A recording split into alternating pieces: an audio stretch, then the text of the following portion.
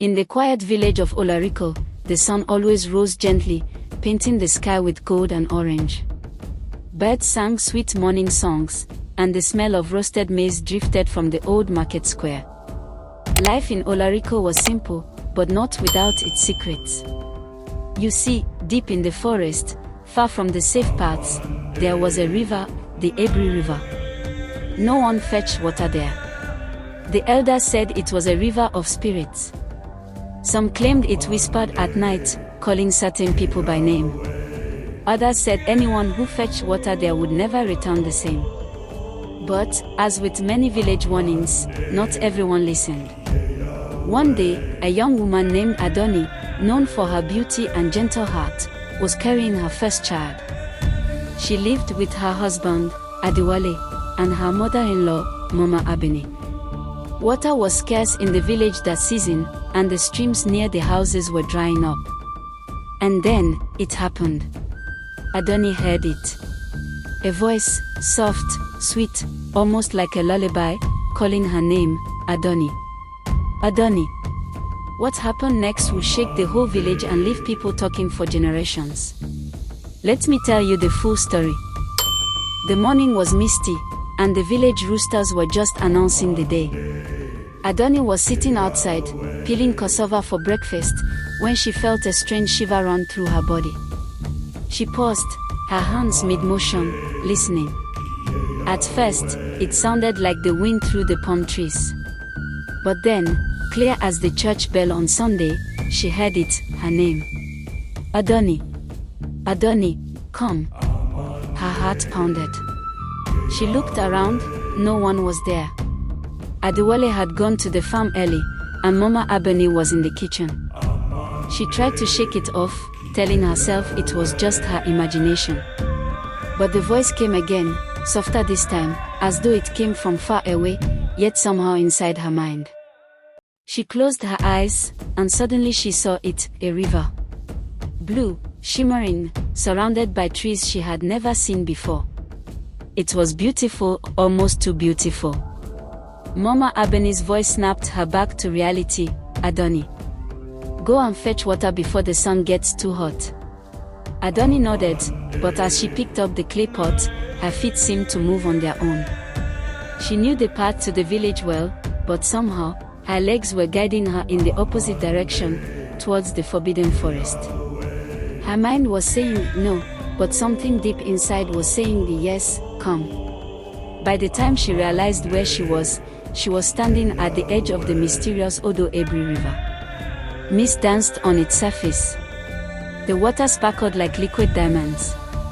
It didn't look dangerous at all, it looked magical. The voice whispered again, drink, and you will never thirst again. Adoni stood at the riverbank, her clay pot trembling in her hands. She had heard stories of Odo Ebri River since she was a child, but nothing in the stories prepared her for how beautiful it truly was. The water was so clear she could see smooth stones and fish with golden scales swimming lazily below.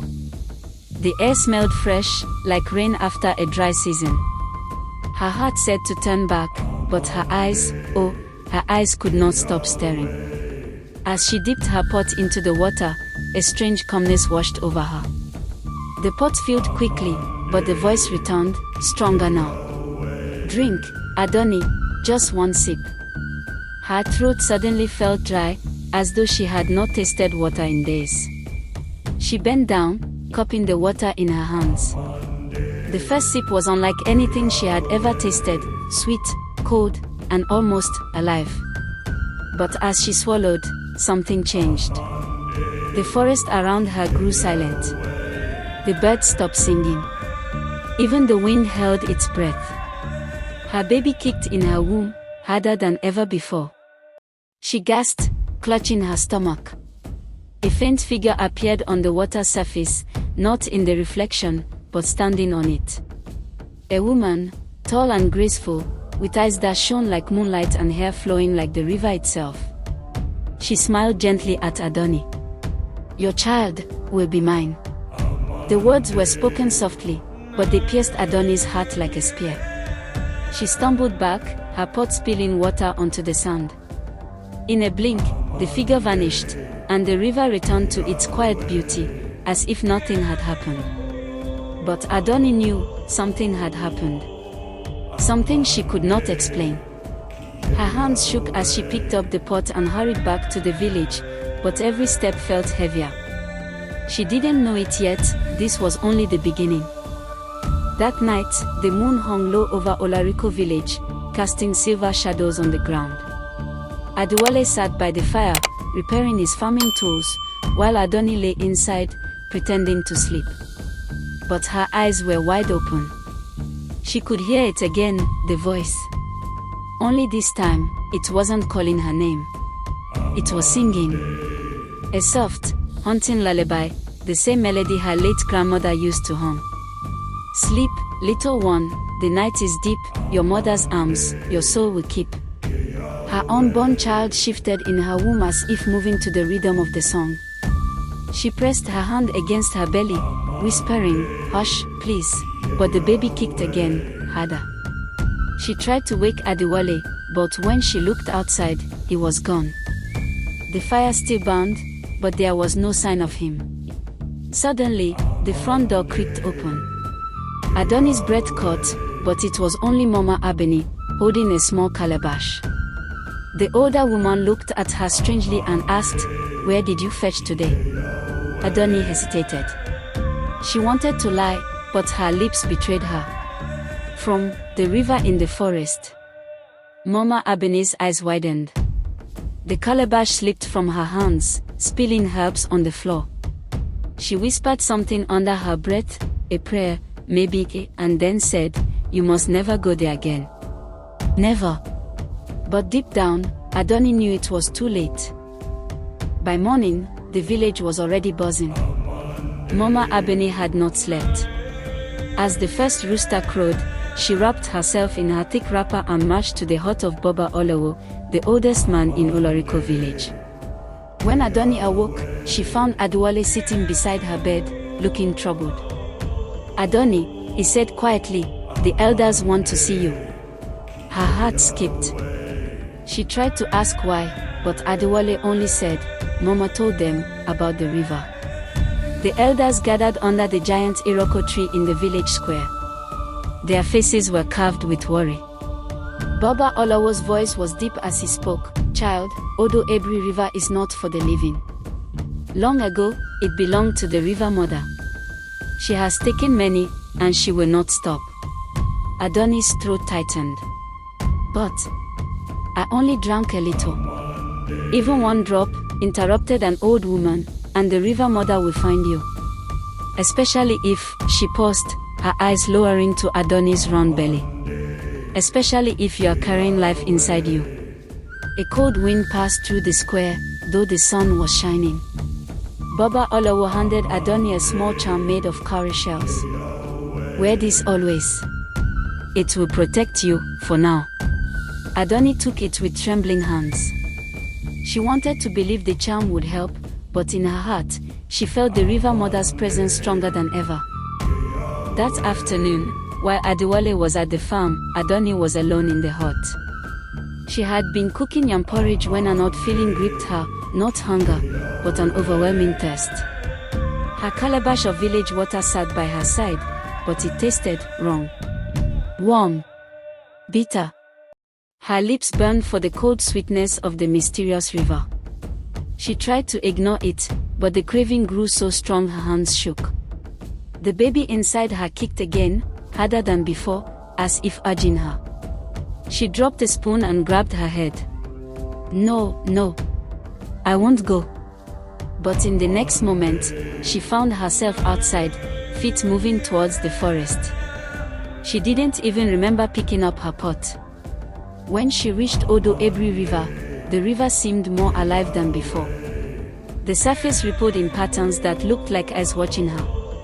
The voice came again, like silk sliding into her ears. "Drink, my child. Your baby is thirsty." She bent down, trembling, and drank. The moment the water touched her tongue, the forest burst into sound, birds shrieked, leaves rustled, and the ground seemed to hum. A shape began to rise from the water, but before it could take form, someone grabbed her arm. It was Mama Ebony. "Are you mad, Adoni?" she cried, dragging her back. "Do you want to give your child away?" Adoni's knees buckled. The charm around her neck burned hot, as if warning her. That night, Adoni dreamed she was standing in the middle of the river, the water up to her waist. Across from her, the river mother stood, smiling. Her hair floated around her like a crown, her skin glistened like the moon, and her eyes, oh, her eyes, held a sadness that felt endless. "Adoni," she said, "I am not your enemy. I am the keeper of what is pure. Your child is special. It belongs to the water as much as to you." Adoni's lips trembled. "Why me?" The river mother touched her belly, and Adoni felt warmth flood her body. "Because the child you carry will bring change. In the water, it will live forever. On land, it will fade." Before Adoni could answer, the river mother began to sink, pulling Adoni down with her. Cold water filled her mouth, her lungs burned, and then she woke up, gasping. Her clay pot, which she had left outside, was now inside the hut, filled with shimmering river water.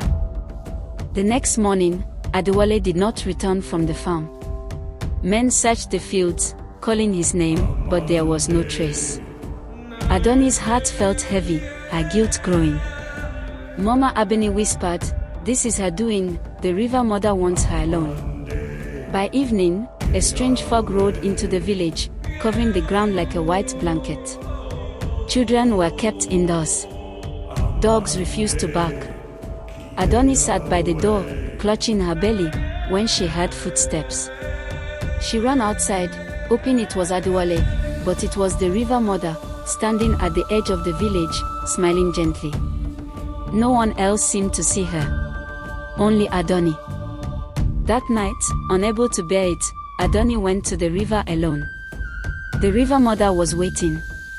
"I will return your husband," she said, "but you must bring your child to me when the time comes." Tears streamed down Adoni's face. She wanted her family whole, but how could she agree? She dropped to her knees. "Please, take anything else." The river mother's eyes softened. "I do not take. I keep. Think well." Months passed. Adoni's time came. The labor was long and hard, the wind howling outside as if the forest itself was watching. At dawn, the cries of a baby boy filled the hut. He was perfect, but his eyes shimmered like the river. Mama Ebony gasped. The mark of the water. That night, Adoni dreamed again. The river mother stood before her, arms open. "It is time." Adoni woke to find the baby gone from her arms. Panic gripped her. She ran outside, and saw a trail of wet footprints leading to the forest. She followed, heart pounding, until she reached Odo Ebri River. The river mother stood in the water, cradling the baby, smiling. Adewale was beside her, alive but different, his eyes shimmering too. "Come, Adoni," the river mother whispered. And in that moment, Adoni stepped into the water. The river closed behind them. The next morning, the villagers searched everywhere, but Adoni, Adewale, and the baby were never seen again. Only Adoni's clay pot was found by the riverbank, filled to the brim with water that sparkled like diamonds. Some say they live beneath the river now, part of the spirit world, their laughter heard when the wind blows across the water. Others say the river mother spared them, letting them live in a place where time does not touch. But the elders still warn, if you ever hear your name whispered in the forest, do not answer. And if you see a river that looks too beautiful to be real, walk away. For beauty, in Olarico village, sometimes comes with a price. If you watched this video till this very end, you're amazing. Please like this video, share and subscribe to this channel for more African folktale stories like this.